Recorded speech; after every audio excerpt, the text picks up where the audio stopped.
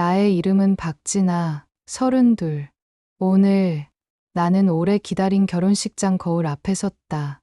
거울 속 여자는 낯설었다. 분명 내 얼굴인데 하얀 베일 아래로 비치는 눈빛은 마치 다른 사람 같았다. 메이크업 아티스트가 공들여 올린 입술색은 로즈 쿼츠라 불렀지만 내게는 그저 창백한 핑크일 뿐이었다. 흰 드레스는 몸을 잘 감싸줬지만 심장은 끝없이 흔들렸다. 포르쉐처럼 조여오는 건 옷이 아니라 지난 석 달간의 준비 과정이었다. 혼수 목록을 검토하던 예비 시어머니의 차가운 눈빛. 이 정도면 괜찮겠네요 라고 말하면서도 입꼬리를 올리지 않던 그 표정들이 레이스 장식처럼 내 주변을 둘러쌌다. 진아야, 긴장 풀어. 오늘 주인공은 너야. 옆에서 대학 동기 수진이 내 어깨를 토닥였다. 하지만 나는 알고 있었다. 오늘의 진짜 주인공은 내가 아니라 격이라는 보이지 않는 손님이라는 것을. 초대장 한 장 한 장에도, 테이블 배치도에도, 심지어 축가를 부를 가수 섭외에도 그 단어가 따라다녔다. 드레스룸 창문 너머로 식장 로비가 보였다. 화려한 샹들리에 아래 턱시도와 드레스를 차려입은 하객들이 삼삼오오 모여 있었다. 도연 쪽 하객들은 대부분 명함 한 장에 직함이 3줄씩 들어가는 사람들이었다. 의사, 변호사, 대기업 임원, 교수. 반면 내 쪽 하객들은 소박했다. 아버지가 근무하던 아파트 주민 몇 분, 어머니의 교회 집사님들, 내 직장 동료들. 옷차림부터 달랐다. 누가 봐도 한눈에 구분되는 마치 보이지 않는 선이 로비 한가운데를 가르고 있는 것 같았다. 아버지 박만수는 동네 아파트 관리소장으로 30년을 살았다. 매일 새벽 5시면 일어나 단지를 한 바퀴 돌고 고장 난 곳은 없는지, 위험한 곳은 없는지 점검하는 것으로 하루를 시작하셨다. 굽은 어깨와 갈라진 손바닥, 겨울마다 일찍 나가 언 손을 비비던 뒷모습. 어린 시절 나는 그 뒷모습을 보며 학교에 갔다. 친구들이 너희 아빠 뭐 하셔? 라고 물을 때마다 나는 잠깐 머뭇거렸다. 관리소장이라는 단어를 내뱉는 순간 미묘하게 변하는 공기를 느꼈기 때문이다. 아, 그러시구나. 그 짧은 대답 속에는 수많은 의미가 숨어 있었다. 동정, 우월감, 때론 무관심. 중학교 2학년 여름, 소풍을 가는 버스 안에서 한 친구가 큰 소리로 말했다. 야, 지난해 아빠 우리 아파트 관리하시는 분이래. 우리 엄마가 저번에 엘리베이터 고장 났을 때 짜증 엄청 냈는데 아이들이 킥킥거렸다. 나는 창밖만 바라봤다. 그날 이후로 나는 아버지 직업을 먼저 말하지 않았다. 하지만 나에게 아버지는 세상을 움직이는 사람들의 반대편에서 대신 무게를 들어 올리는 사람이었다. 추석 명절에도 설날에도 아버지는 단지를 지켰다. 명절에 사고가 제일 많이 나거든. 사람들이 다 쉬니까 더 조심해야지. 그렇게 말씀하시며 쌀쌀한 새벽 공기 속으로 걸어 나가시던 아버지. 어머니는 늘 한숨을 쉬셨지만 나는 알았다. 아버지가 지키는 건 건물이 아니라 그 안에 사람들이라는 것을. 한겨울 보일러가 고장 나면 밤새 수리하고 태풍이 오면 지하 주차장 침수를 막기 위해 밤을 샜다. 손톱 밑에 검은 때가 끼고 무릎에는 오래된 상처가 있었지만 아버지는 한 번도 그 일을 부끄러워하지 않으셨다. 진아야, 일이란 건 말이야. 누가 보든 안 보든 똑같이 하는 거야. 그게 자존심이야. 고등학교 졸업식 날 밤 아버지가 내게 해주신 말이었다. 나는 그때 그 말을 완전히 이해하지 못했다. 하지만 지금 이 드레스룸 안에서 나는 그 말의 무게를 느끼기 시작했다. 똑똑. 문이 노크되더니 천천히 열렸다. 예비 시어머니 최난숙이 들어왔다. 그녀는 샤넬 트위드 재킷에 진주 목걸이를 2줄 걸치고 있었다. 헤어는 호텔 미용실에서 정성스럽게 올렸고 손목의 까르띠에 시계는 조명 아래서 은은하게 빛났다. 그녀는 교회 권사였고 말끝마다 체면을 묻었다. 교회에서도 늘 앞줄에 앉았고 헌금 봉투는 남들 보란 듯이 크게 넣었다. 자선 바자회를 주관하면서도 우리 집안 이름으로 하는 거니까 빈틈없이라는 말을 입에 달고 살았다. 진아야, 준비 잘 됐니? 그녀의 눈은 내 드레스를 훑었다. 위에서 아래로 천천히 마치 상품을 검수하듯이. 나는 억지로 미소를 지었다. 네, 어머니, 거의 다 됐어요. 거의. 하객들이 벌써 오는데 거의는 곤란하지. 결혼식은 정확해야 해. 특히 오늘 같은 날은. 오늘 같은 날이라는 말에는 보이지 않는 주석이 달려 있었다. 너희 집안 수준에 비하면 과분한 결혼식이라는. 그녀는 거울 앞으로 와서 내 베일을 살짝 만졌다. 그나저나 사돈 어른은 어디 계시니? 아직도 안 오셨어. 아버지는 곧 오실 거예요. 준비하신다고 하셨어요. 준비할 게 뭐가 있으시려고. 턱시도 입고 오시면 되는 건데. 최난숙은 작게 웃었다. 그 웃음 뒤에 숨은 의미를 나는 정확히 알았다. 관리소장이 턱시도를 제대로 입을 줄이나 알까라는. 관리소장 사돈이 이 웨딩홀이라니. 인생이 드라마야. 그녀는 창밖을 바라보며 말했다. 이 웨딩홀은 강남에서도 손꼽히는 곳이었다. 최소 비용이 5천만 원을 넘었다. 물론 비용의 70%는 신랑 측에서 부담했다. 최난숙은 그 사실을 잊지 않았고 나에게도 잊게 하지 않았다. 우리 도연이가 참 착하지. 내가 좋다니까 부모 말도 안 듣고. 그 말의 끝은 늘 가시였다. 부모 말이 무엇이었는지 나는 알고 있었다. 약혼 전 도연의 부모님은 은근히 다른 맞선을 권했다. 대학병원 교수 딸, 로펌 대표 딸, 언론사 간부 딸, 모두 격에 맞는 집안이었다. 하지만 도연은 나를 선택했다. 사랑한다고 했다. 나는 그 말을 믿었다. 아니, 믿고 싶었다. 어머니, 저희가 서로 사랑해서 결혼하는 거잖아요. 내가 조심스럽게 말하자 최난숙은 고개를 돌려 나를 똑바로 바라봤다. 사랑? 진아야, 결혼은 사랑만으로 되는 게 아니야. 집안과 집안이 만나는 거지. 너도 이제 알아야 해. 그녀는 핸드백에서 립스틱을 꺼내 자신의 입술을 다시 칠했다. 거울 속 우리 둘의 모습이 겹쳐졌다. 하얀 드레스를 입은 나와 화려한 재킷을 입은 그녀. 우리는 같은 공간에 있었지만 다른 세계에 살고 있었다. 아, 참. 피로연 때 인사 순서 알고 있지? 우리 쪽 귀빈들한테 먼저 인사해야 해. 재단 이사님들, 병원 원장님들, 다들 바쁘신 분들이라 빨리 나가실 거야. 네, 알겠습니다. 그리고 사진 찍을 때 표정 관리 잘해. 너무 긴장한 것처럼 보이면 안 돼. 자연스럽게. 하지만 품위 있게. 알았지? 나는 고개를 끄덕였다. 품위, 격, 체면. 그날따라 그 단어들이 목을 조이는 것 같았다. 최난숙이 나간 뒤 드레스룸은 다시 조용해졌다. 나는 거울 속 내 얼굴을 다시 들여다봤다. 이게 정말 내가 꿈꾸던 결혼식일까?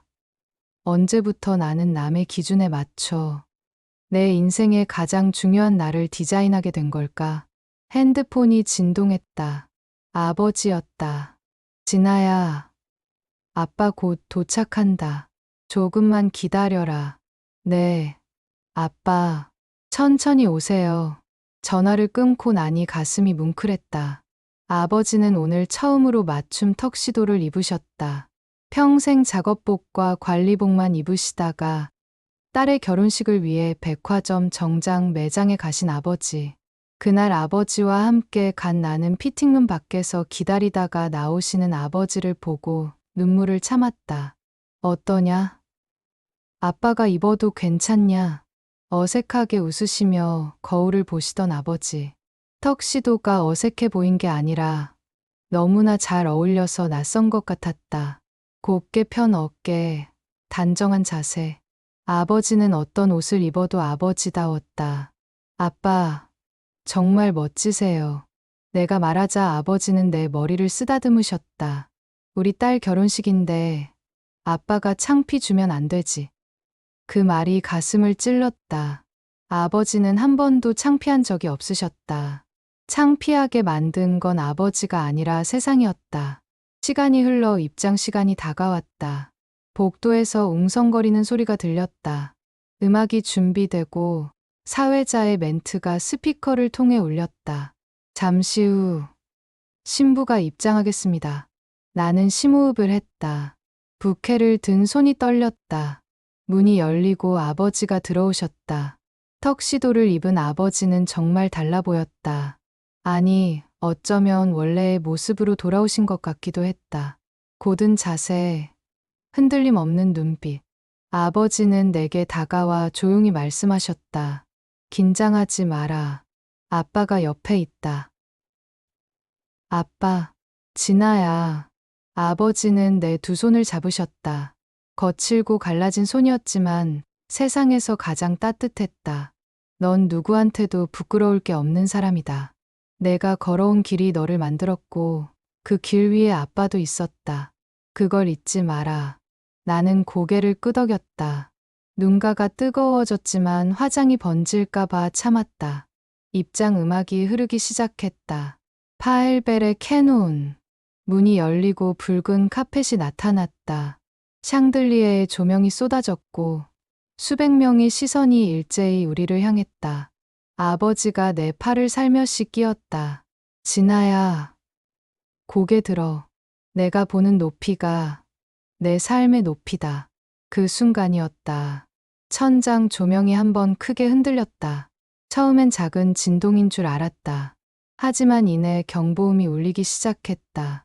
삐삐삐 규칙적이고 날카로운 소리.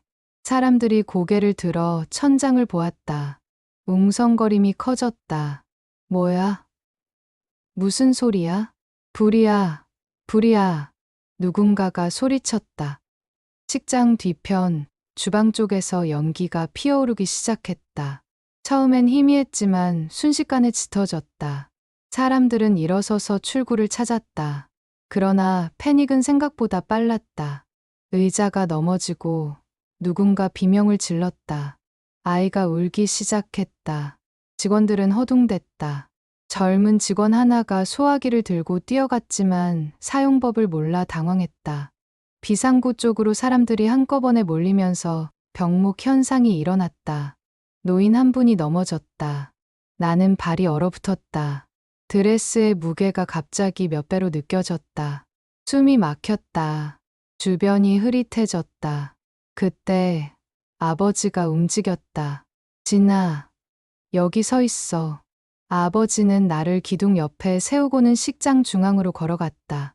그 걸음은 빨랐지만 흔들리지 않았다. 아버지는 마이크를 집어들고 낮고 단단한 목소리로 말씀하셨다. 여러분, 진정하십시오. 홀 안이 순간 멈췄다. 아버지의 목소리는 마이크를 통해 홀 전체를 채웠다. 여러분, 침착하십시오. 비상구는 양쪽에 있습니다. 천천히 질서를 지키면서 나가시면 됩니다. 그 말투는 명령이 아니었다. 하지만 명령보다 강했다. 30년간 현장을 지켜온 사람의 무게가 실려 있었다. 사람들은 본능적으로 그 목소리를 따랐다. 아버지는 마이크를 내려놓고 재빨리 움직이기 시작했다. 젊은 분들, 이쪽으로 오십시오. 아버지는 20명 남짓한 청년들을 양쪽 비상구 앞에 세웠다. 출구를 막지 말고 양옆에 서서 나가시는 분들을 안내해 주십시오. 노약자와 아이들 먼저입니다. 청년들은 즉시 움직였다. 아버지의 지시는 명확했고 주저할 틈을 주지 않았다. 웨딩홀 직원들도 뒤늦게 정신을 차리고 아버지의 지시를 따랐다. 할머니, 제가 모시겠습니다. 천천히 오세요. 아기 안고 계신 분, 이쪽으로요. 아버지는 넘어진 노인을 부축해 일으켰다. 괜찮으십니까? 고맙네. 천천히 가십시오. 서두르지 마세요.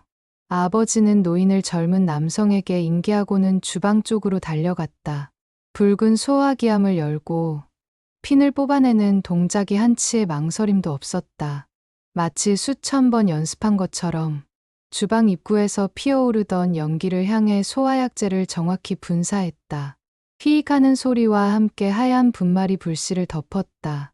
나는 기둥에 붙어 그 장면을 지켜봤다. 심장이 터질 듯 뛰었지만 발은 움직이지 않았다. 아버지의 뒷모습은 낯설었다. 아니, 어쩌면 처음 보는 모습이었다. 관리소에서 민원을 듣고 고개 숙여 사과하던 아버지가 아니었다. 지금 저기 있는 사람은 마치 전쟁터의 지휘관 같았다. 손놀림이 놀라웠다. 소화기를 사용하는 각도, 위치를 옮기는 타이밍, 연기의 흐름을 읽는 눈빛, 모든 게 숙련되어 있었다. 얼음같이 차분한 판단, 꼭 숙련된 교관 같았다. 주방장이 헐레벌떡 뛰어나왔다. 죄송합니다. 튀김기에서. 괜찮습니다. 환기 시스템 켜십시오. 그리고 가스 밸브 확인하시고요. 네. 5분. 아버지가 상황을 완전히 통제하는데 걸린 시간은 고작 5분이었다. 마지막 하객이 안전하게 대피하고 불씨가 완전히 꺼지고 환기 시스템이 작동하기까지 그 짧은 시간 동안 아버지는 혼란을 질서로, 공포를 안도로 바꿔놓았다. 소방관들이 도착했을 때는 이미 모든 게 끝난 뒤였다. 신고 받고 왔습니다. 상황이 진화 완료됐습니다. 주방 튀김기 과열이었고 큰 피해는 없습니다. 하지만 안전 확인 부탁드립니다. 아버지는 침착하게 설명했다. 소방관은 놀란 표정으로 아버지를 바라봤다. 처리를 정말 잘하셨네요. 혹시 관련 업무 종사자이십니까? 비슷한 일을 합니다. 아버지는 그렇게만 답하고 내게로 왔다. 진아야, 괜찮냐? 네. 아빠. 근데 아빠. 어떻게. 나중에 얘기하자. 일단 사람들 안심시키는 게 먼저다. 로비로 대피한 하객들 사이로 박수가 터져 나왔다. 짝짝짝. 처음엔 몇 명이, 그 다음엔 10명이, 마침내 100명이 넘는 사람들이 일제히 박수를 쳤다. 어떤 할머니는 눈물을 닦으며 아버지께 인사했다. 정말 고맙습니다. 아드님 덕분에 살았어요. 과찬이십니다. 당연히 해야 할 일을 했을 뿐입니다. 아버지는 고개를 숙였다. 나는 그 순간 가슴이 벅차올랐다. 자랑스러움과 미안함이 동시에 밀려왔다. 왜 나는 그동안 아버지의 일을 부끄러워했을까? 저렇게 사람을 구하는 일을, 지키는 일을 하시는데. 그러나 모두가 감동한 건 아니었다. 사람들 사이를 헤치고 최난숙이 걸어 나왔다. 그녀의 얼굴은 일그러져 있었다. 분노와 당혹감이 뒤섞인 표정. 재킷의 먼지를 털어내며 그녀가 말했다. 이게 무슨 꼴입니까? 결혼식장에서 불이 나다니. 웨딩홀 지배인이 황급히 달려왔다. 정말 죄송합니다. 저희가 완전히 보상으로 되는 문제입니까? 우리 하객들 중에 귀한 분들이 얼마나 많은데. 병원 원장님들, 재단 이사님들이 이런 꼴을 당했어요. 최난숙의 목소리는 점점 커졌다.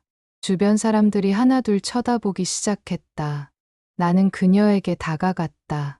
어머니, 다행히 다친 사람은 없어요. 지금은 다행이라고. 진아야, 이게 다행인 것 같아. 그녀는 나를 쏘아봤다. 그 눈빛에는 분노 이상의 무언가가 있었다. 수치심. 그렇다. 그녀는 수치스러워하고 있었다. 격식 있는 결혼식이 이렇게 망가진 것을, 이런 식장을 선택한 것부터가 실수였어. 처음부터 우리 쪽 호텔에서 했어야 했는데. 어머니, 그건. 됐어. 이제 와서 무슨 소용이야. 최난숙은 한숨을 쉬며 핸드백을 열었다. 손이 떨리고 있었다. 그녀는 핸드폰을 꺼내려다 말고 주변을 둘러봤다. 여전히 사람들이 웅성거리고 있었다. 누군가는 핸드폰으로 사진을 찍고 누군가는 통화를 하고 있었다. 도연아. 그녀가 아들을 불렀다. 신랑 대기실에 있던 도연이 황급히 뛰어왔다. 턱시도 재킷을 제대로 채우지도 못한 채. 엄마, 무슨 일이야? 불이 났다며? 다 끝났어. 사돈 어른이 진화하셨어. 진아 아버님이요? 도연은 놀란 표정으로 아버지를 바라봤다. 아버지는 소방관들과 여전히 대화 중이었다. 어머님, 다행히 큰 사고는 없었네요. 도연이 안도하며 말했지만 최난숙의 표정은 풀리지 않았다. 다행? 내 결혼식이 이 꼴이 됐는데. 하지만 사람이 다치지 않은 게 중요하잖아요. 윤도연. 최난숙의 목소리가 낮아졌다. 그건 더 위험한 신호였다. 넌 지금 상황 파악을 못하는 거니? 밖에 우리 하객들이 얼마나 많은데 다들 뭐라고 생각하겠어? 그건 체면이 말이 아니야. 진짜. 그 순간 뒤에서 날카로운 목소리가 들렸다. 체면이요. 아버지였다. 소방관들과의 대화를 마치고 이쪽으로 오신 아버지가 최난숙을 조용히 바라보고 있었다. 그 눈빛은 차분했지만 그 안에 무언가 단단한 게 있었다. 네, 체면이요. 이런 식장에서 이런 사고가 나다니. 다행입니다. 뭐가요? 사람이 다치지 않아서요. 아버지의 말은 짧았다. 하지만 그 무게는 무거웠다. 최난숙은 잠시 말문이 막혔다. 그야, 물론 그렇죠. 하지만은 없습니다. 안전이 최우선입니다. 체면은 그 다음입니다. 공기가 얼어붙었다. 지배인이 다시 나섰다. 정말 죄송합니다. 저희가 2층 소연회장을 준비해뒀습니다. 시스템 점검이 끝나는 대로 그쪽에서 약식으로라도 진행하시겠습니까? 나는 도연을 바라봤다. 도연도 나를 바라봤다. 우리는 아무 말도 하지 못했다. 결국 최난숙이 결정했다. 그럼 그렇게 하죠. 하객들한테 양해 구하고. 감사합니다. 최대한 빨리 준비하겠습니다. 1시간 후 작은 연회장에서 모든 게 다시 시작되었다. 하지만 기류는 냉랭했다. 원래 200명을 예상했던 하객 중 30명 정도가 먼저 돌아갔다. 급한 일이 생겨서 다음에 따로 축하드리겠다는 말을 남기고 남은 사람들도 어색한 미소를 지으며 자리에 앉았다. 화려했던 메인 홀 대신 절반 크기의 연회장, 줄어든 꽃장식, 임시로 설치한 음향, 모든 게 축소판처럼 느껴졌다. 그래도 식은 진행됐다. 약식, 혼례, 패백은 생략하고 케이크 커팅과 부케 던지기도 건너뛰었다. 사진 촬영을 하고 간단히 식사를 대접하는 것으로 마무리하기로 했다. 피로 연장, 양가 부모가 나란히 서서 하객들을 맞이했다. 아버지와 어머니는 어색하게 서 계셨다. 최난숙과 윤기철 사이에 두 집안의 격차는 시각적으로도 명확했다. 최난숙의 화려한 한복과 어머니의 수수한 한복, 윤기철의 고급 시계와 아버지의 소박한 손목, 하객들이 하나둘 인사를 했다. 축하드립니다. 예쁜 부부네요. 형식적인 인사가 오갔다. 하지만 어느 순간부터 분위기가 미묘하게 바뀌기 시작했다. 아, 신부 아버님이 아까 네, 맞습니다. 정말 대단하셨어요. 저희 어머니 모시고 왔었는데 덕분에 무사히. 아닙니다. 당연한 일을 했을 뿐입니다. 처음엔 감사 인사였다. 하지만 점점 더 많은 사람들이 아버지에게 관심을 보이기 시작했다. 최난숙의 얼굴이 점점 굳어갔다. 그러던 중 윤기철 측 하객 중 한 명이 말했다. 병원 재단 이사라는 60대 남성이었다. 얼굴에 오만함이 가득했고 말투는 무례했다. 그나저나 사돈 어른은 무슨 일 하신다고 그랬죠? 아파트 관리소장입니다. 어머니가 조용히 대답하셨다.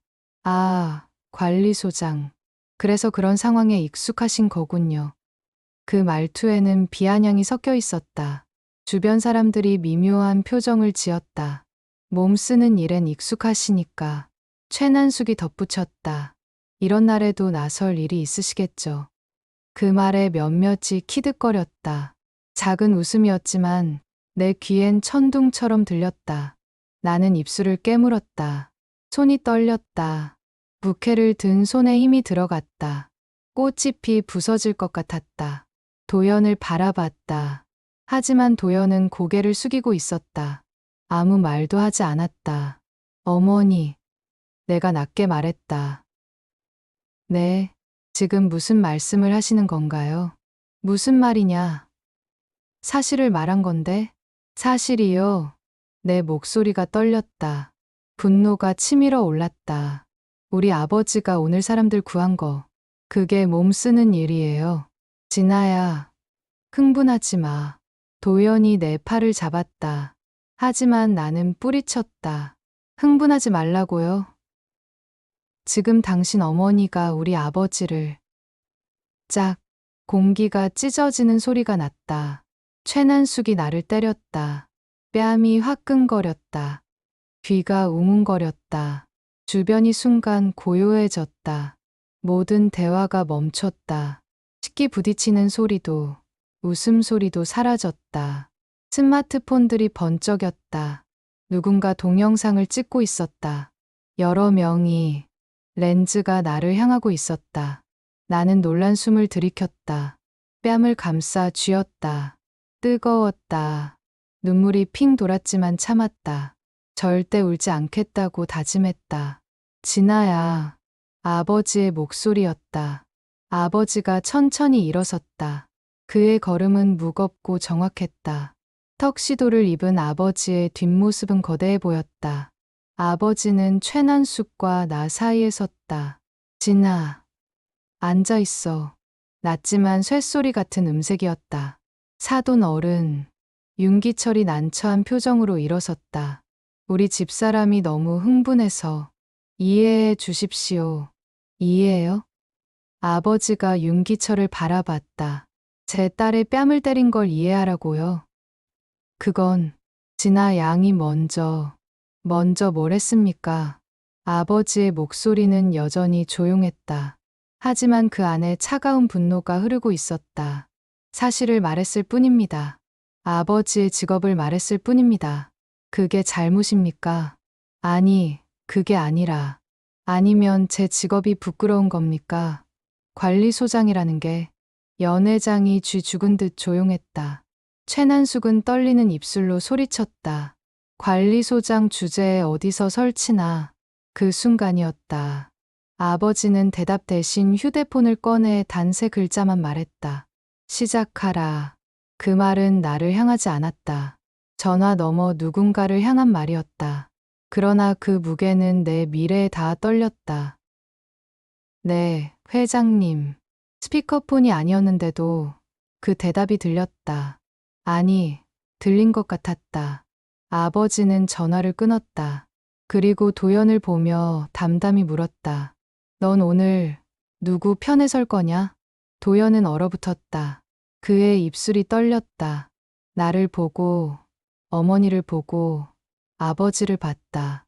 그러나 끝내 입을 열지 못했다. 시선을 떨궜다. 나를 보지 않았다. 그 순간 나는 알았다. 사랑은 그 순간 얇은 유리처럼 금이 갔다. 사랑한다던 사람, 평생 함께하자던 사람, 그 사람은 지금 침묵으로 선택하고 있었다. 그리고 그 선택 속에 나는 없었다. 나는 웨딩드레스 자락을 움켜쥔 채 자리에서 천천히 일어섰다. 다리가 떨렸지만 버텼다. 부케를 테이블에 내려놓았다. 하얀 장미와 백합, 순결과 영원을 상징한다는 꽃들. 어머니, 내 목소리는 흔들리지 않았다. 저는 오늘 제 아버지가 자랑스럽습니다. 사람을 구하는 일을 하시고 30년 동안 한 자리를 지키시고 오늘도 수백 명의 생명을 지키신 우리 아버지가 자랑스럽습니다. 내 속에서 오래 참고 눌러온 말들이 산소처럼 치밀었다. 누군가의 새벽과 손을 밟고 서 있는 체면이라면 제가 먼저 내려놓겠습니다. 연회장이 숨을 죽였다. 진아야. 어머니가 떨리는 목소리로 불렀다.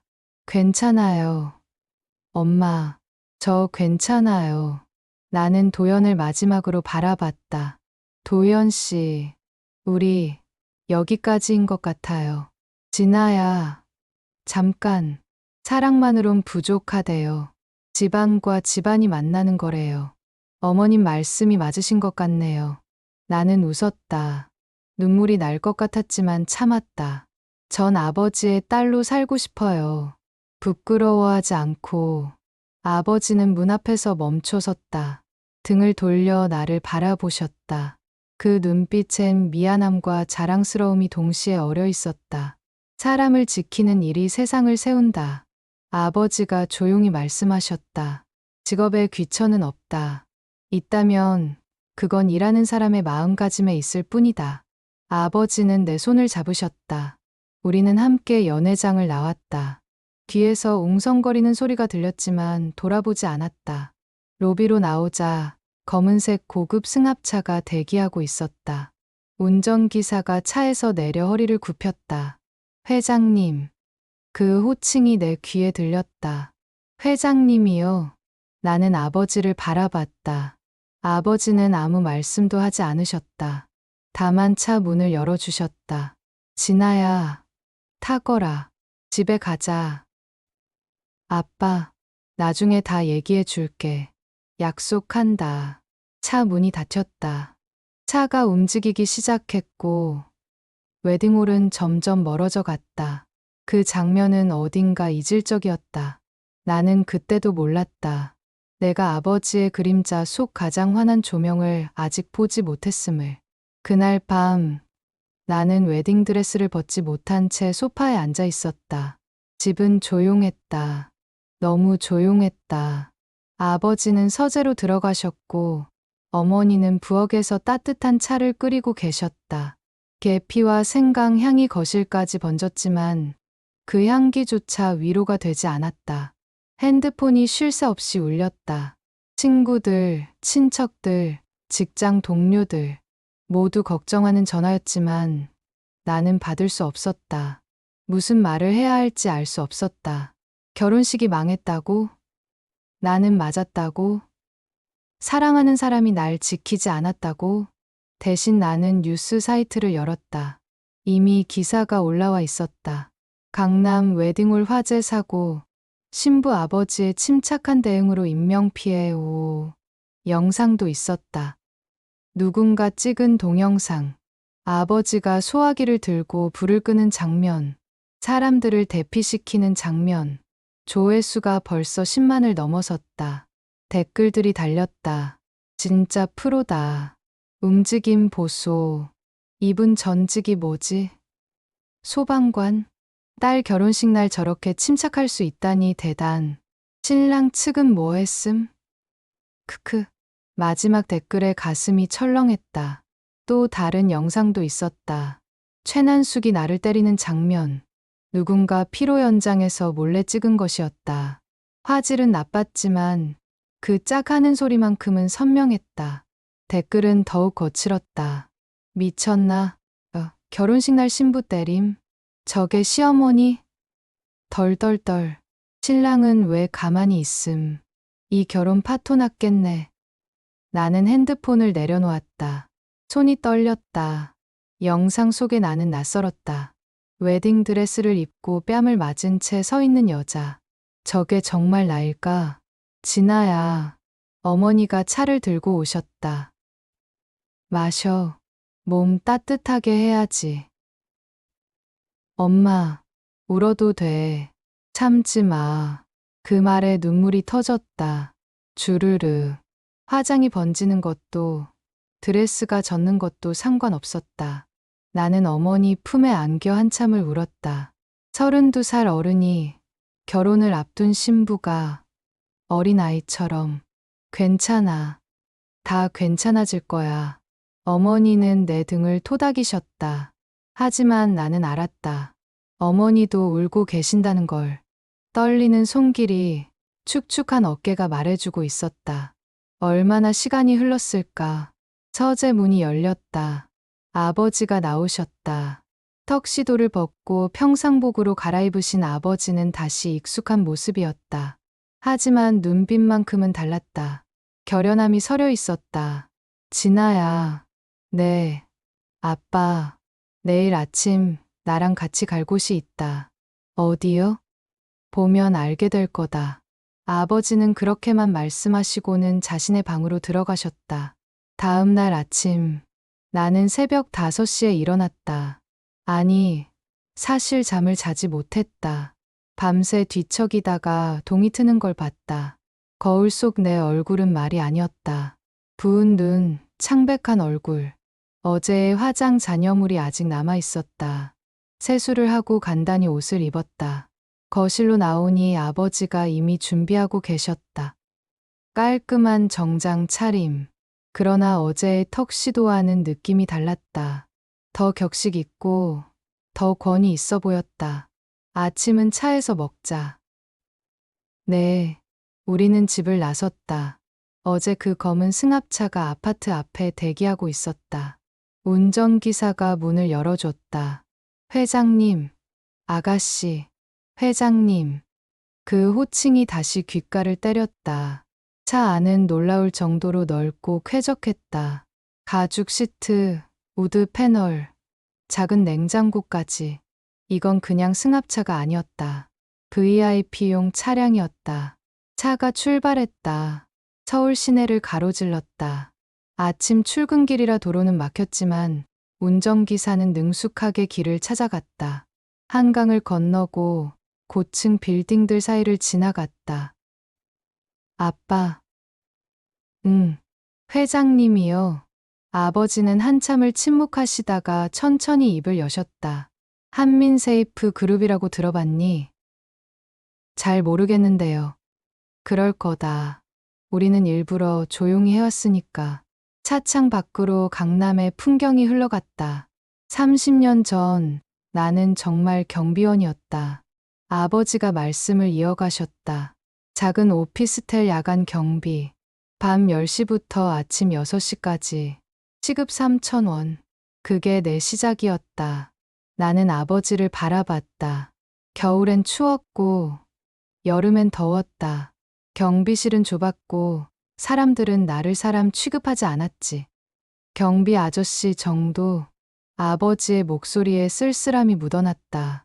그러다 어느 날 화재가 났어. 3층에서 새벽 2시였지. 나는 뛰어 올라갔다. 소화기를 들고 문을 두드리고 사람들을 깨우고 불을 껐어. 그날 12명을 구했다. 차가 신호에 멈춰 섰다. 그때 깨달았어. 안전은 돈이 아니라 사람이 만든다는 걸.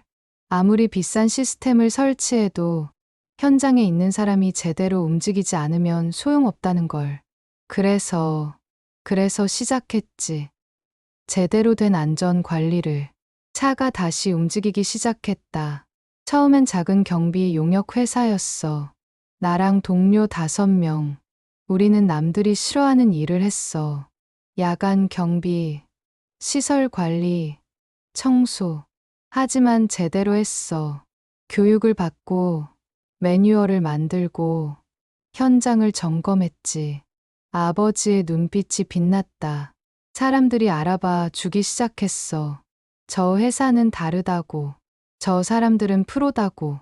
일이 들어오기 시작했고 회사는 커졌어.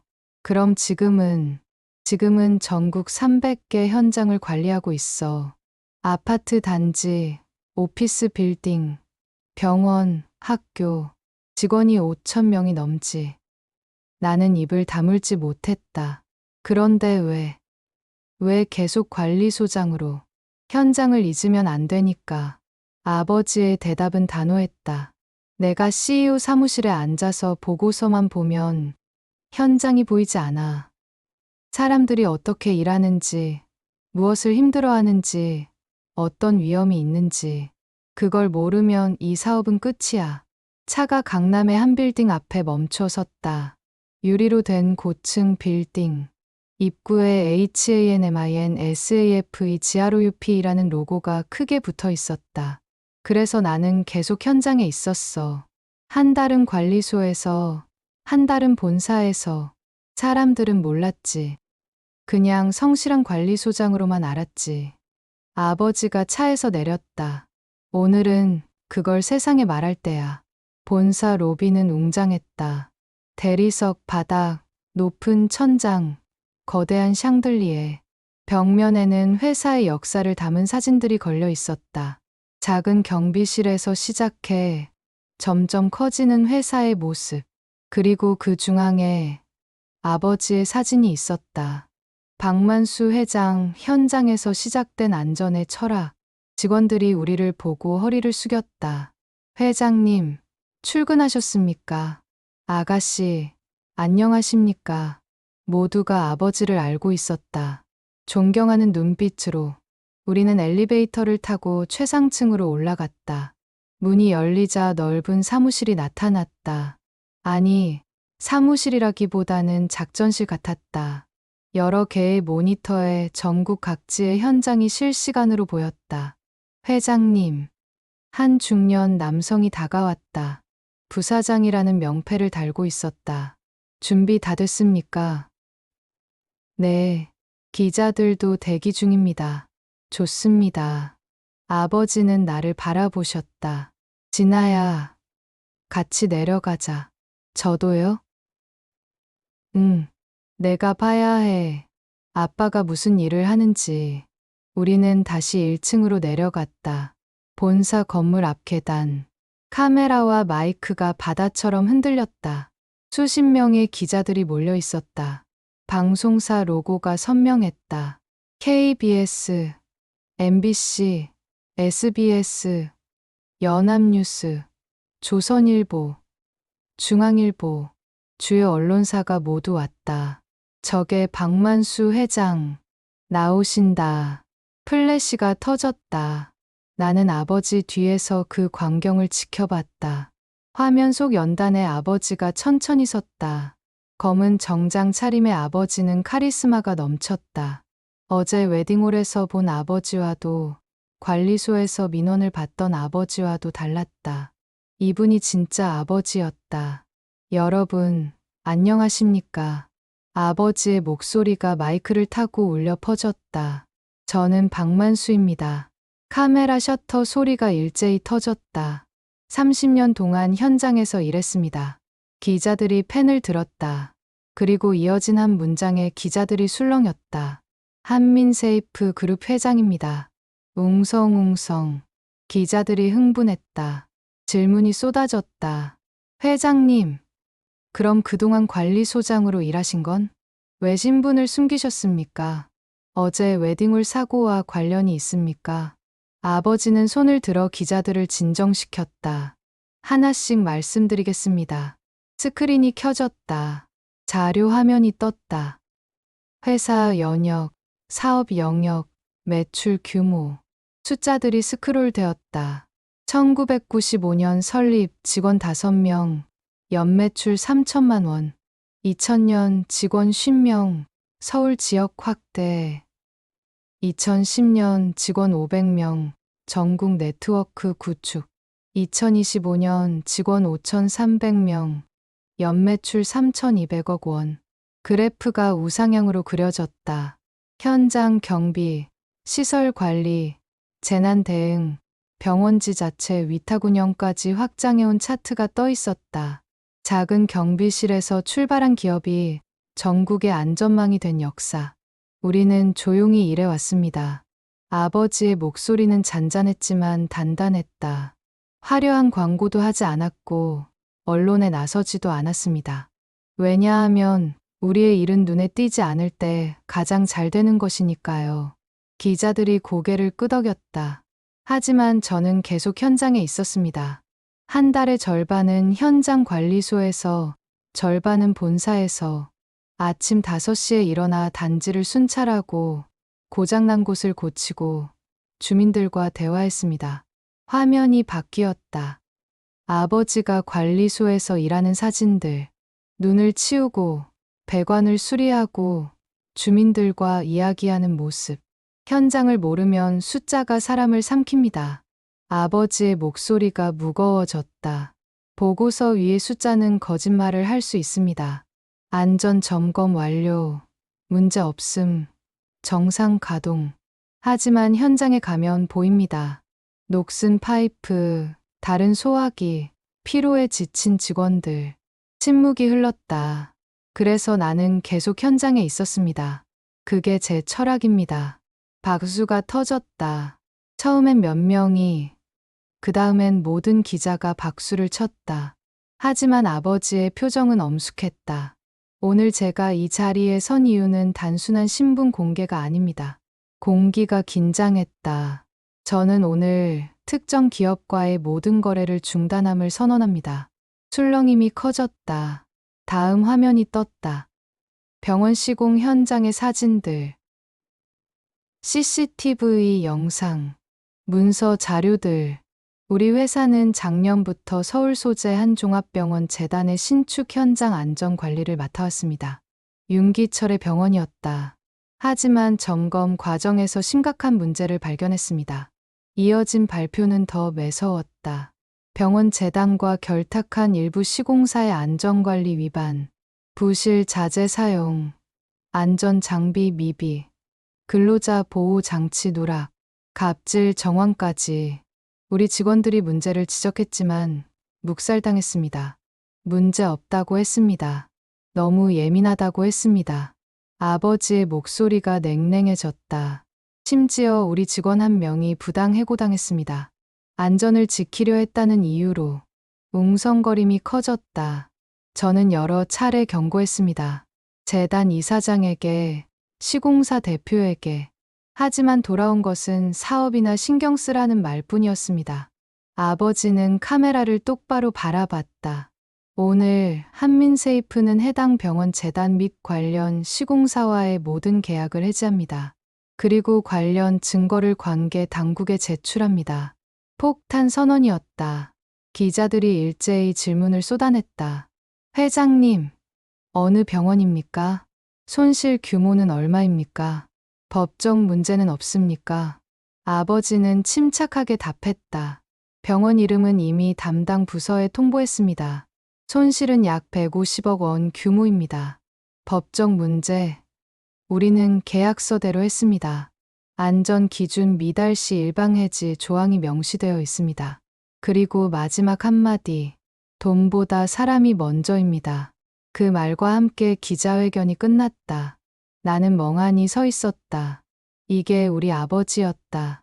30년 동안 관리소에서 묵묵히 일하시던, 겨울 새벽마다 언손을 비비시던, 주민들에게 고개 숙여 인사하시던 그 아버지가 실은 5천 명 직원의 회장이었고 3천억 원 기업의 대표였고 안전을 지키기 위해 150억 원을 포기할 수 있는 사람이었다. 진아야. 아버지가 내게 다가오셨다. 놀랐지? 네. 너무 미안하다. 오래 숨겼어. 아니에요. 아빠는, 나는 말을 잇지 못했다. 아버지는 내 어깨에 손을 올리셨다. 넌 잘못한 게 없어. 아빠를 자랑스러워하는 게 잘못이 아니야. 오히려 그게 맞는 거야. 눈물이 핑 돌았다. 그 사람들이 틀렸어. 직업으로 사람을 평가하는 게 틀렸고, 겉모습만 보는 게 틀렸어. 진아야, 넌 똑바로 봤어. 아빠, 이제 세상이 볼 거야. 진짜 가치가 뭔지. 그날 오후부터 뉴스가 쏟아졌다. TV, 인터넷, SNS. 모든 곳에서 아버지의 기자회견이 화제였다. 숨은 재벌, 30년간 현장 지킨 까닭은, 박만수 회장, 150억 포기하고 안전 택해, 웨딩홀 불끈 신부 아버지, 알고 보니, 그리고 또 다른 뉴스가 터졌다. 병원 재단, 안전 위반 의혹, 국세청 고용 노동부 합동조사, 시공사 세고, 압수수색 당해. 이름은 똑 부러지게 말하지 않았지만 모두가 짐작했다. 도연의 집안. 그날 오후부터 국세청, 노동청, 감사원, 여러 부서가 분주히 출입하고 연결된 하청사들이 거리 두기를 시작했다. 주가 그래프는 계단 없이 굴러 떨어졌다. 오후 3시 윤기철 병원 재단 주가 마이너스 15%, 오후 4시 마이너스 28%, 장 마감 마이너스 35%, 관련 시공사들도 연쇄 폭락. 저녁 뉴스는 더 구체적이었다. 한민세이프 측이 제출한 자료에 따르면 해당 병원 신축 현장에서 안전모 착용률 60%, 추락 방지 안전망 미설치, 성면 제거 작업 시 보호 장비 미지급 등 앵커의 목소리가 단호했다. 특히 안전관리 책임자의 부당해고 정황이 드러나면서 노동청이 직접 조사에 나섰습니다. 화면엔 병원 건물이 나왔다. 공사 중단 펼쳐졌고 관계자들이 고개를 숙이고 있었다. 밤이 되자 내 휴대폰엔 익명의 메시지들이 쏟아졌다. 진아야, 너희 아버지 대단하시다. 관리소장 딸이 사실 재벌 딸. 부럽다 진짜. 멋진 아버지 두셨네요. 그 시어머니 꼴 좋다 크크크. 칭찬 속엔 냄새가 섞여 있었다. 어제까지만 해도 동정하던 사람들이 오늘은 부러워했다. 사람들은 승리의 편에 서 있는 걸 좋아한다. 하지만 나의 마음은 가볍지 않았다. 소파에 앉아 창밖을 바라봤다. 서울의 야경이 반짝였다. 저 불빛 하나하나 뒤에 사람들이 있었다. 일하고, 사랑하고, 살아가는 사람들. 화면 너머로 도연의 얼굴이 떠올랐다. 침묵이 금이 되는 집에서 자란 사람. 어머니의 말에 고개를 끄덕이며 자란 사람. 체면과 격을 밥 먹듯 들으며 자란 사람. 그도 결국 집의 선택이었다. 사랑한다고 했지만 막상 선택의 순간이 왔을 때 그는 선택하지 못했다. 아니, 선택하지 않았다. 침묵으로 도망쳤다. 나는 그를 원망하지 않았다. 다만 슬펐다. 우리의 사랑이 그 정도였다는 게. 똑똑. 노크 소리에 고개를 들었다. 아버지였다. 안 자니? 네. 잠이 안 와요. 아버지는 내 옆에 앉으셨다. 한참 동안 우리는 아무 말 없이 야경을 바라봤다. 진아야. 네. 아빠. 미안하다. 오래 감춘 게. 나는 고개를 저었다. 아니에요. 아빠가 미안할 이유는 없어요. 하지만 내가 힘들어 했잖아. 아빠 직업 때문에. 알았어. 다 알았어. 아버지의 목소리가 떨렸다. 중학교 때 친구들한테 놀림받던 거. 고등학교 때 진로 상담에서 선생님이 아버지 직업란에 뭐라고 쓸지 고민하던 거. 대학 때 동아리에서 부모님 직업 소개할 때 얼버무리던 거. 눈물이 났다. 다 봤어. 그때마다 아빠 가슴이 찢어졌어. 아빠, 그래도 밝히지 않았어. 왜냐하면 아버지는 내 손을 잡으셨다. 내가 스스로 자랑스러워하길 바랐으니까. 아빠의 직함이 아니라 아빠의 일 자체를. 아빠가 어떻게 사람을 대하는지, 어떻게 일하는지, 그걸 보고 판단해 주길 바랐어. 나는 울었다. 미안해요, 아빠.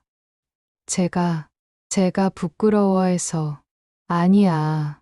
그건 내 잘못이 아니야. 아버지는 내 눈물을 닦아주셨다. 세상이 잘못된 거야. 직업에 줄을 세우고 사람에게 값을 매기는 세상이. 넌 그 세상에서 살아남으려고 애쓴 것뿐이야. 하지만 전 어제 드레스룸에서 깨달았어요. 나는 아버지를 바라봤다. 아빠가 구하신 건 건물이 아니라 사람이었다는 걸. 아빠의 일이 세상에서 가장 중요한 일 중 하나라는 걸. 아버지의 눈가가 붉어졌다. 그래, 그걸 내가 알아줘서 고맙다. 아빠, 전 이제 자랑스러워요. 진짜로. 진아야, 우리는 한참을 껴안고 있었다. 밖에서 어머니가 따뜻한 우유를 가져오셨다. 둘이 무슨 얘기? 좋은 얘기요. 엄마. 어머니는 미소를 지으시며 우유를 내려놓으셨다. 진아야, 넌 정말 잘했어. 어제 연회장에서. 엄마도 봤어요? 당연히 봤지. 우리 딸이 얼마나 당당했는지, 어머니는 내 옆에 앉으셨다. 사실 엄마도 오랫동안 힘들었어. 아빠 직업 때문에 무시당하고 교회에서도 뒷담화 듣고. 하지만 엄마는 알았어. 아빠가 얼마나 대단한 사람인지. 매일 새벽에 일어나서 추운 날씨에도 명절에도 사람들을 지키는 사람. 그게 얼마나 귀한 일인지. 어머니의 목소리가 울었다. 그래서 엄마는 참았어. 언젠가 세상이 알아줄 거라고 믿었어. 그리고 오늘 드디어 어머니는 더 이상 말을 잇지 못하고 눈물을 닦으셨다. 우리 셋은 그렇게 밤늦도록 이야기를 나눴다. 30년의 이야기, 숨겨왔던 이야기, 아팠던 이야기, 그리고 이제 시작될 이야기. 다음 날 아침, 뉴스는 더욱 구체화되었다. 윤기철 병원 재단 이사장, 긴급 기자회견, 모든 책임 통감. 화면엔 초췌한 얼굴의 윤기철이 나왔다. 그는 고개를 숙이고 있었다. 이번 안전관리 소홀 사태에 대해 깊이 사과드립니다. 모든 책임은 저에게 있습니다. 기자들의 질문이 쏟아졌다. 이사장님, 한민세이프와의 관계 회복 계획은? 부도 위기설이 나오는데 어떻게 생각하십니까? 병원 공사는 어떻게 됩니까? 윤기철은 떨리는 목소리로 답했다. 한민세이프 측에 정식으로 사과하고 재계약을 요청할 예정입니다. 모든 안전 기준을 준수하겠습니다. 하지만 이미 늦었다. 은행들이 대출 회수에 나섰고 협력사들이 등을 돌렸다. 병원 공사는 중단되었고 재단 이사들이 하나둘 사퇴하기 시작했다. 며칠 뒤 또 다른 뉴스가 나왔다. 윤기철 재단 법정관리 신청. 사실상 부도 위기. 재벌이 하루아침에 무너지는 순간이었다. 그 즈음 내 핸드폰에 도연에게서 전화가 왔다. 나는 한참을 망설이다가 받았다. 여보세요. 진아야. 도연의 목소리는 지쳐 있었다. 미안해. 정말 미안해. 나는 겁쟁이였어. 그날 연회장에서 나는 너를 지켜야 했는데. 도연 씨, 나는 조용히 말했다. 이제 됐어요. 진아야, 나 정말, 우리 여기까지인 것 같아요. 전화 너머로 도연의 흐느낌이 들렸다. 미안해. 정말 미안해. 나도 미안해요. 도연 씨, 나는 전화를 끊었다. 가슴이 아팠지만 후회는 없었다. 사랑은 때로 선택이다. 그리고 그는 선택하지 않았다. 그게 전부였다. 일주일 후, 아버지는 본사 대강당에서 전 직원 회의를 열었다. 나도 참석했다. 5천 명의 직원들, 경비원, 청소원, 시설 관리자, 사무직, 간부들, 모두가 한자리에 모였다. 아버지가 단상에 올랐다. 여러분, 지난 일주일 힘드셨죠? 직원들이 웃었다. 무거운 웃음이었지만 언론이 우리를 주목하고 일부에서는 쇼라고 비난했습니다. 하지만 우리는 흔들리지 않았습니다. 박수가 터졌다. 왜냐하면 우리는 옳은 일을 했으니까요. 아버지의 목소리가 힘을 얻었다. 안전은 협상 대상이 아닙니다. 사람의 생명은 돈으로 계산할 수 없습니다. 우리는 그 원칙을 지켰습니다. 직원들이 일어서서 박수를 쳤다. 앞으로도 우리는 현장을 지킬 것입니다. 화려한 사무실이 아니라 추운 경비실에서, 더운 현장에서 사람들의 안전을 지킬 것입니다. 환호가 터졌다. 여러분이 자랑스럽습니다. 여러분 한 분 한 분이 영웅입니다. 그날 나는 알았다. 아버지가 만든 건 회사가 아니라 공동체였다는 걸. 돈을 버는 조직이 아니라 사람을 지키는 조직이었다는 걸. 집으로 돌아오는 길, 차 안에서 아버지가 말씀하셨다. 진아야, 넌 앞으로 뭐 하고 싶니? 모르겠어요. 결혼도 깨졌고, 회사도 그만둘 것 같고, 나는 한숨을 쉬었다. 방황해도 돼요. 당연하지. 32이면 아직 젊어. 얼마든지 다시 시작할 수 있어. 아빠는 어떻게 다시 시작하셨어요? 경비원에서 회장까지. 아버지는 잠시 생각하시다가 답하셨다. 한 걸음씩, 그냥 한 걸음씩 걸었어. 거창한 계획 없이 그냥 오늘 할 수 있는 일을 제대로 했어. 그게 쌓여서 여기까지 온 거야. 한 걸음씩. 그래, 진아야. 너도 그렇게 하면 돼. 오늘 할 수 있는 일을, 내일 할 수 있는 일을 천천히. 차창 밖으로 석양이 지고 있었다. 붉은 하늘 아래 도시의 불빛들이 하나둘 켜지기 시작했다. 나는 그날 결심했다. 다시 시작하기로. 아버지처럼 한 걸음씩. 미안할 건 그가 아니었다. 세상이 누군가의 직업으로 사람을 재단하게 내버려둔 우리 모두의 몫이었다. 그리고 이제 그 세상을 조금씩 바꿔갈 차례였다. 나의 한 걸음으로. 한 달 뒤 뉴스 하단 자막에 윤기철 재단의 법정관리 소식이 흘렀다. 그리고 그날 오후 특별한 제안서 3통이 배달되었다. 최난숙, 윤기철, 도연 앞으로. 한민세이프 법무팀 명의였다. 10년 동안 성실히 일하면 부채 전액 탕감 및 법적 책임 면제. 조건은 명확했다. 현장에서 일할 것. 월급은 최저임금 수준. 특혜는 없음. 다만 10년을 채우면 모든 게 끝난다. 굴욕이었다. 하지만 선택은 없었다. 파산하면 모든 걸 잃는다. 집도, 차도, 남은 자존심마저. 새벽 5시. 최난숙은 두꺼운 패딩 안에 경비복을 껴입었다. 거울 속 자신의 모습이 낯설었다. 형광색 조끼, 묵직한 장갑, 낡은 운동화. 한 달 전만 해도 상상도 못한 차림이었다. 그녀에게 배정된 곳은 강북의 한 구축 아파트 단지. 400세대. 경비원은 3명이었고 그녀는 막내였다. 윤 씨, 오늘은 외부 쓰레기 정리부터 해요. 선배 경비원이 말했다. 60대 할아버지. 허리가 굽었지만 눈빛은 정확했다. 네, 어떻게 하면, 보면 알아요. 따라와 봐요. 쓰레기 집화장. 아그쥐가 코를 찔렀다. 분리수거가 제대로 안 된 쓰레기들, 음식물 쓰레기에서 나오는 진물. 최난숙은 구역질이 났지만 참았다. 장갑 끼고 이렇게 분류하는 거예요. 플라스틱, 종이, 캔. 주민들이 제대로 안 하면 우리가 다시 해야 해요. 손끝이 얼어붙었다. 장갑을 끼었어도 추위는 뼛속까지 파고들었다. 허리를 숙였다 폈다 하니 허리가 당겼다. 1시간을 일하자 온몸이 비명을 질렀다. 윤 씨, 괜찮아요? 네, 괜찮습니다. 거짓말이었다. 괜찮지 않았다. 하지만 참아야 했다. 점심시간. 경비실 작은 테이블에 둘러앉아 도시락을 먹었다. 선배들은 김치와 밥만으로도 맛있게 먹었다. 윤 씨는 어디서 사세요? 강남이요. 오, 멀겠네요.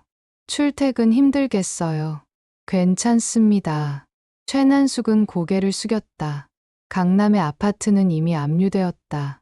지금은 원룸에 산다. 전세 보증금도 없이 월세로. 오후엔 주차장 순찰이었다. 지하 3층까지 걸어 내려가며 차량 번호를 체크하고 외부 차량은 없는지 확인했다. 어두컴컴한 주차장. 형광등이 깜빡거렸다. 어떤 날은 주민에게 모욕을 들었다. 아니, 쓰레기도 제대로 못 치워. 돈 받고 뭐 하는 거야? 죄송합니다. 바로 처리하겠습니다. 고개를 숙였다. 예전에 자신이라면 절대 참지 못했을 말들. 그러나 지금은 참았다. 참아야 했다. 과거에 자신이 모른 척 지나쳤던 이름조차 부르지 않던 사람들이 옆을 스쳐갔다. 수고하세요. 한 중년 여성이 지나가며 말했다. 짧은 인사였지만 그날따라 그 말이 구원처럼 들렸다. 최난숙은 고개를 들어 그녀를 바라봤다. 감사합니다. 목소리가 떨렸다. 석 달이 지났다. 어느 겨울밤 가장 나이 많은 경비 어르신이 쓰러졌다. 80대 할아버지. 심장마비였다. 119. 빨리 119. 최난숙은 떨리는 손으로 전화를 눌렀다. 그리고 쓰러진 할아버지 곁에 무릎을 꿇었다. 할아버지, 할아버지. 하지만 대답이 없었다. 손이 차갑게 식어갔다. 괜찮으실 거예요. 제가 여기 있어요. 같이 있어 드릴게요. 최난숙은 할아버지의 손을 꼭 잡았다. 구급차가 왔지만 이미 늦었다. 다음 날 경비실 앞에 부고가 붙었다. 고 김영수님 별세. 장례식장. 최난숙은 검은 옷을 입고 조문을 갔다. 작은 빈소. 찾아오는 사람은 많지 않았다. 동료 경비원들, 몇몇 주민들. 영정 사진 속 할아버지는 웃고 있었다. 최난숙은 그 앞에서 처음으로 제대로 울었다. 할아버지, 죄송해요. 제가 진작에 이름을 불러드렸어야 했는데 눈물이 멈추지 않았다. 사람은 이름으로 불려야 사람이 된다는 걸 그제야 알았다. 윤기철은 병원 철거 현장에 배치되었다. 자신이 세우려던 병원, 그 꿈의 잔해를 치우는 일. 먼지와 시멘트 가루가 얼굴을 뒤덮었다. 하루 종일 삽질을 하니 손에 물집이 잡혔다. 이사장님이었다며? 이제 인분에 누군가 비웃었다. 윤기철은 대답하지 않았다. 다만 묵묵히 일했다. 도연은 주차 관리원이 되었다. 밤샘 교대 근무. 병원 주차동은 24시간 돌아갔다. 환자들, 보호자들, 응급 상황. 그 속에서 차량을 정리하고 민원을 들었다. 야, 이 차 좀 빼줘요. 지금 응급인데 자리가 왜 없어? 당신들 일 똑바로 안 해. 고함과 모욕이 뒤섞였다. 어느 날 밤, 도연은 더 이상 참을 수 없어서 진아에게 전화했다. 진아야, 도연 씨. 나 정말 힘들어. 이게 사람이 할 일이야? 진아는 잠시 침묵했다. 도연아, 내가 겪는 그 시간이 누군가의 평생 전부였다는 거 알 것 같아? 도연은 대답하지 못했다. 대신 숨을 길게 뱉었다. 전화를 끊고 그는 주차장 구석에 주저앉았다. 그리고 처음으로 깨달았다. 자신이 얼마나 오만했는지, 얼마나 무지했는지, 사람을 직업으로 판단하는 게 얼마나 폭력이었는지. 우리에게 남은 건 더 이상 체면이 아니었다. 견디는 법, 사과하는 법, 그리고 다시 시작하는 법이었다. 2년이 흘렀다. 둘째 해의 마지막 밤. 경비실 벽 달력엔 빨간 X가 730개 찍혀 있었다. 최난숙은 책상 앞에 앉아 그 X표들을 바라봤다. 하나하나가 견딘 날이었다. 추운 날, 더운 날, 아픈 날, 외로운 날. 똑똑. 문이 열리고 한 아이가 들어왔다. 경비원 아줌마. 지훈이구나. 왜? 엄마가 이거 드리래요. 아이가 내민 건 작은 사탕 봉지였다. 윤 경비원님, 엄마가 항상 고맙대요. 지훈이 데리고 놀아주시고, 위험한 것도 알려주시고. 그 한마디는 화려한 꽃다발보다 무거웠다.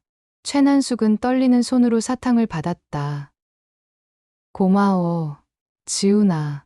아이가 가고 나서 그녀는 한참을 사탕을 바라봤다. 이름으로 불렸다. 윤 경비원님이라고. 경멸이 아닌 존중으로. 그날 밤 그녀는 진아에게 문자를 보냈다. 진아야, 오늘도 많이 배웠다. 고맙다. 짧은 문장이었다. 하지만 그 안에는 철렁 무너져 내린 체면 대신 천천히 쌓이는 존엄이 있었다. 진아는 문자를 보고 미소를 지었다. 그녀는 지난 2년간 아버지 회사에서 현장 교육 프로그램을 기획했다. 경비원, 청소원, 시설 관리자들에게 전문 교육을 제공하고 자격증 취득을 지원하는 일. 도시의 안전 인프라, 아버지가 명명한 이름이었다. 더 이상 단순 노동이 아닌 전문 직종으로 인식을 바꾸는 작업. 겨울 어느 날, 진아는 아버지와 함께 한강 공원의 낡은 벤치에 앉았다. 겨울 하늘에 별이 드물게 박혀 있었다. 아빠, 추워요. 그래도 별은 봐야지. 아버지는 하늘을 올려다봤다. 진아야. 네. 왜 그렇게 오래 숨기셨냐고 물어봤었지. 네. 현장은 조용할수록 강해진다. 가장 큰 소리를 내는 건 늘 빈 곳이더라. 아버지는 조용히 말씀하셨다. 난 소리 내고 싶지 않았어. 그냥 일하고 싶었어. 사람들을 지키고 싶었어. 그게 전부였어. 아빠. 하지만 이제는 알아. 때로는 소리를 내야 한다는 것도. 아버지는 내 손을 잡으셨다. 내가 그날 소리를 냈잖아. 연회장에서. 그게 옳았어. 나는 고개를 끄덕였다. 저도 이제 알아요.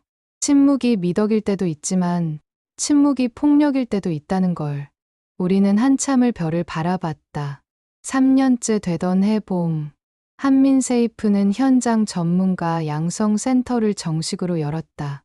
개소식 날 수백 명이 모였다. 현장 직원들, 교육생들, 언론사들. 아버지가 단상에 올랐다. 여러분, 환영합니다. 박수가 터졌다.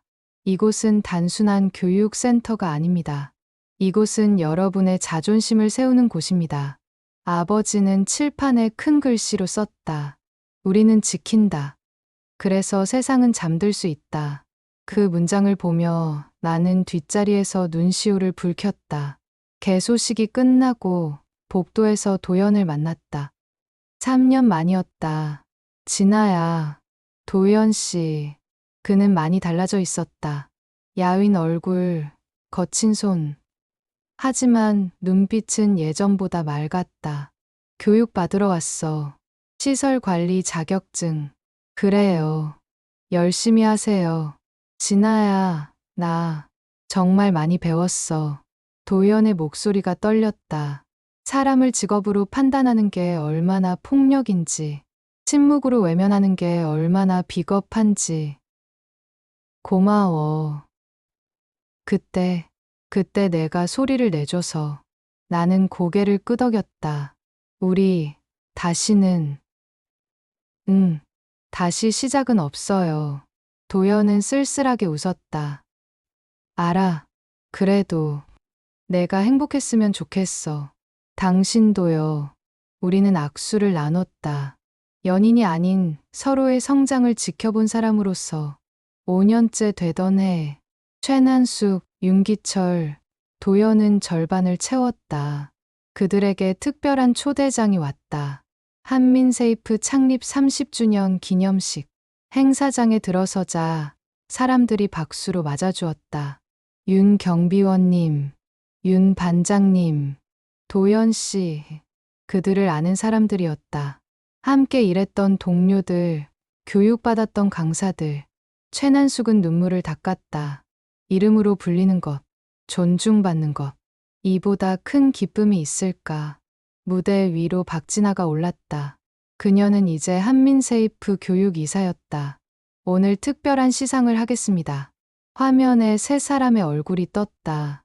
최난숙님, 윤기철님, 도연님. 그들이 무대로 올라갔다.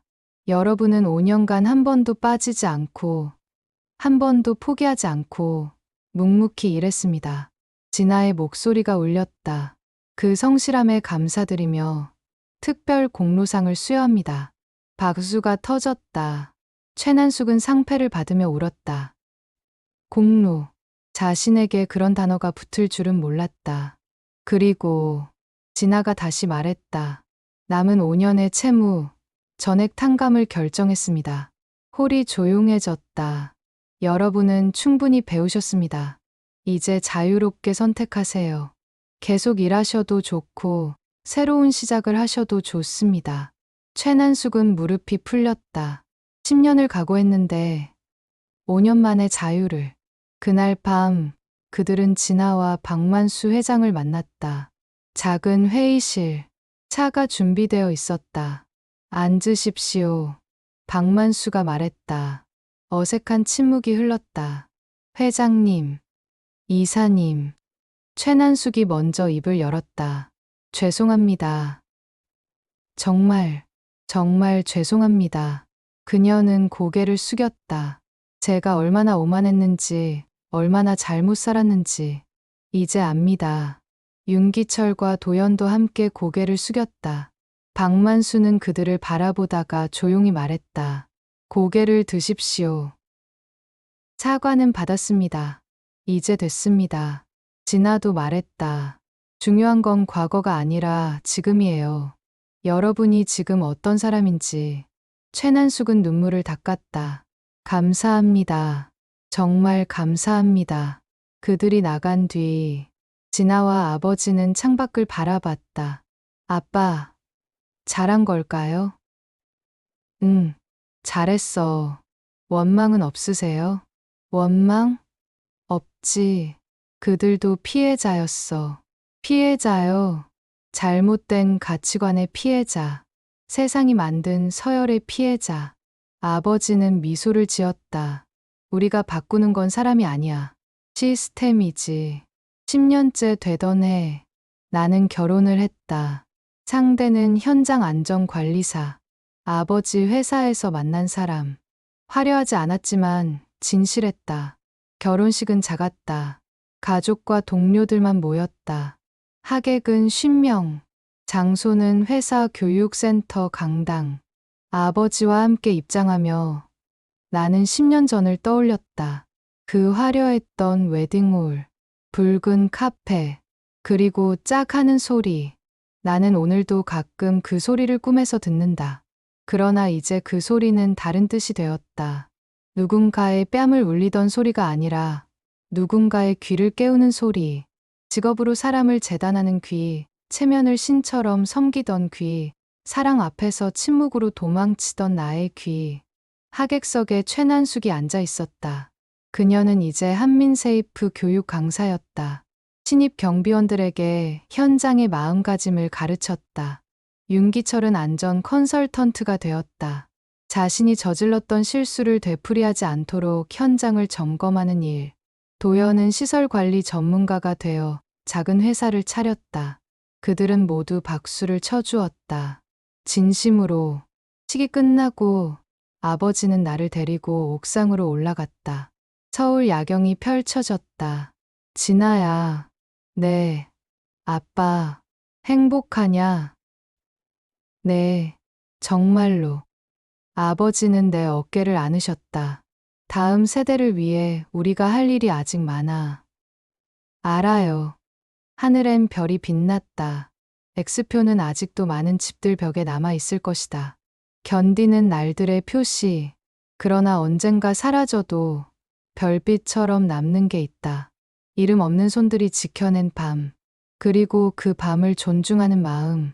나의 이야기는 그 마음을 배우는 기록이었다. 그리고 내일은 그것을 나누는 연습이다.